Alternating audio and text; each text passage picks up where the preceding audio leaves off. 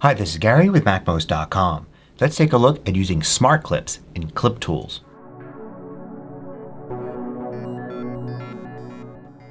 MACMOST is brought to you thanks to a great group of more than 1,000 supporters. Go to MACMOST.com/Patreon. There you could read more about the Patreon campaign, join us, and get exclusive content and course discounts. So ClipTools is a free utility that I created as part of what I offer here at MACMOST. To see an overview of what ClipTools does, check out this introduction video. In this video I'm going to take a close look at Smart Clips, a powerful way to paste information using ClipTools. Now you can read all about Smart Clips and everything else ClipTools does at MACMOST.com/ClipTools. If you scroll down to the Smart Clips section right here, you can see everything I'm going to talk about. So ClipTools appears here in the menu bar, and Smart Clips is one of the items here.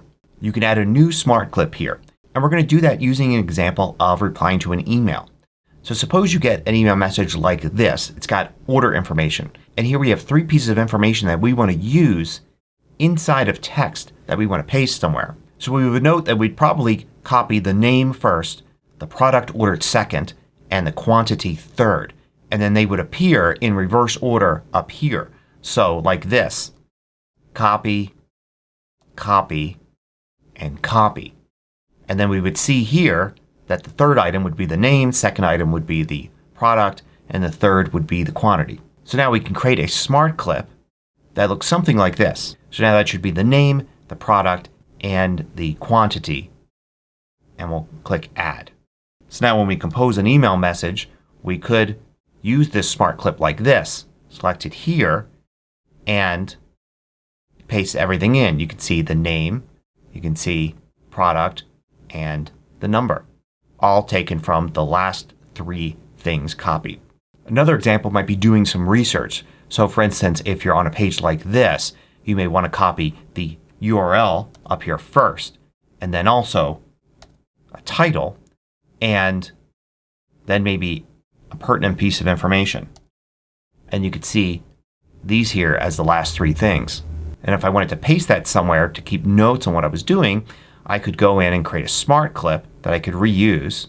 Something like this where I do the title, that was the second thing, and then we could use Option and Return to put a new line in there. Just to return would trigger the OK button.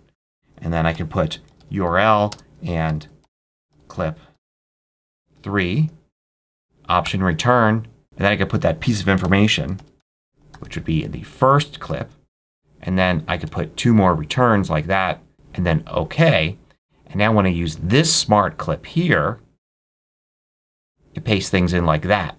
So now when I'm at another page, I can do the same thing. Copy the URL, copy the title, copy a piece of information like that, and use the same smart clip, and it pastes it in just like I want. Now the next item I want to show is doing a date. So with a date, you can put date colon and then a date format. Now the date formats refer back to another function in here where you can paste the date or paste the time. And you see some examples of formats you can use, and then there's a link here to go to a page that gives you all the details about how to format the date really any way you want. You have to pay special attention to exactly how you write things out, especially whether you're using capital or lowercase letters in this notation here. So let's say when I create documents, at the top of every document I need to put something standard like document date colon and then the date, like using the month and day and year format like that. Well, instead of having to type that all out every time, I could do it as a smart clip. So I'll add a new smart clip here and I'll do document date, and then I'll use the date function here and do m/d/ and then 4y, and then I'll even do Option Return to put a new line there. And then when I use this,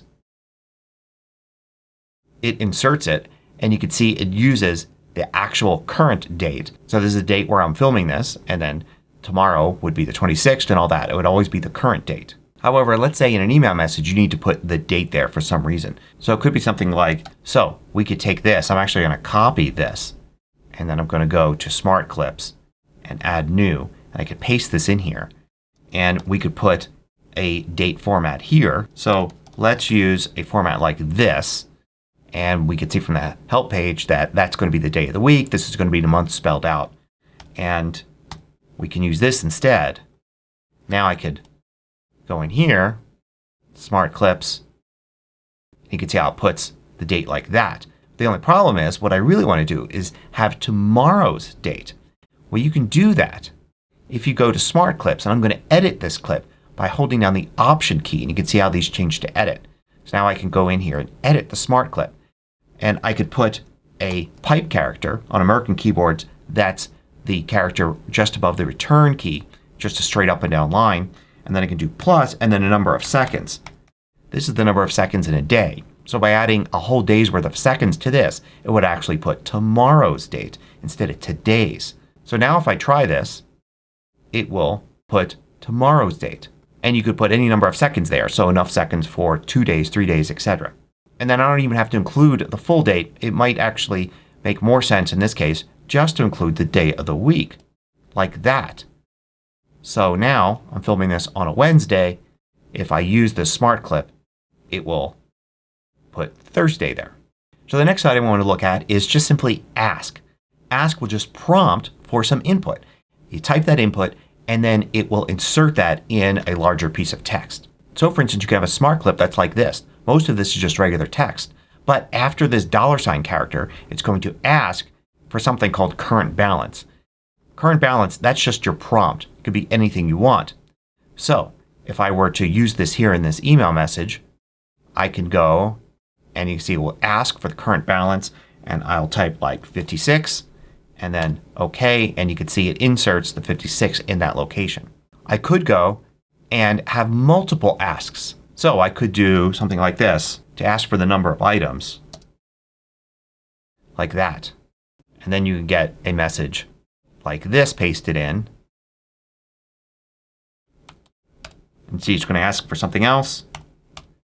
And it puts this here and this here. Now instead of asking for input, you can ask just to choose from several items. So for instance here I've got the pick function. And I have 3 different things that you can pick from, separated with those pipe characters. So now it's going to prompt us for one of those. So let's use this. And you can see it asks us for one of these. I actually don't need to use the pointer for this. I can use the arrow keys just to keep my hands on the keyboard.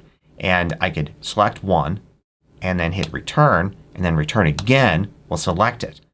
I've also set this up so that you're not limited by just those things.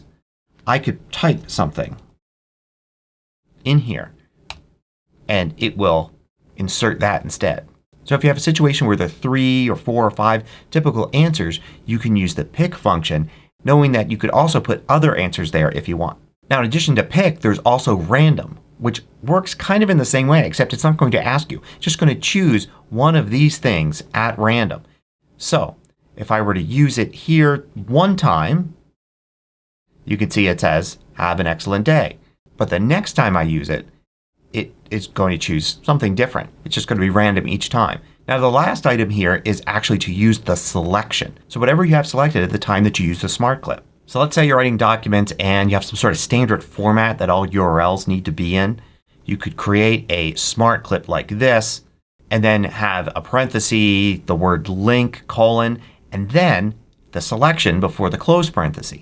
So if I were to select this and then activate the Smart Clip, it will simply take what was selected and use that inside what's pasted from the Smart Clip. Now you can also have something like this where you use a selection multiple times in the pasted text.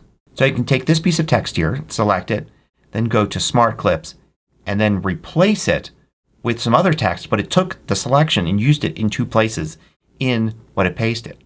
Now you can combine the functions in Smart Clips in all sorts of ways. For instance, in this text, I'm going to take what was just copied and that's going to be the order number.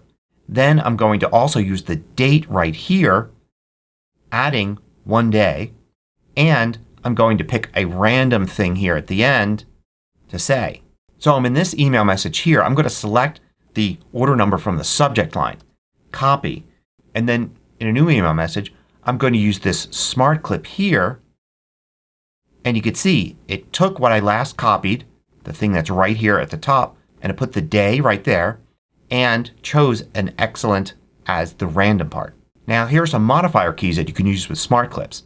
If you hold down the Shift key, it will move one of the items to the top. So if that last one we used is really important and you want to use it all the time, you can move it up to the top, and now you can see in Smart Clips that's the top item. Also notice that by holding the pointer over it, the tooltip here to the right shows the entire Smart Clip. Of course, I showed you how you can use Option to edit a Smart Clip, and you can use Shift and Option together to remove one that you no longer need.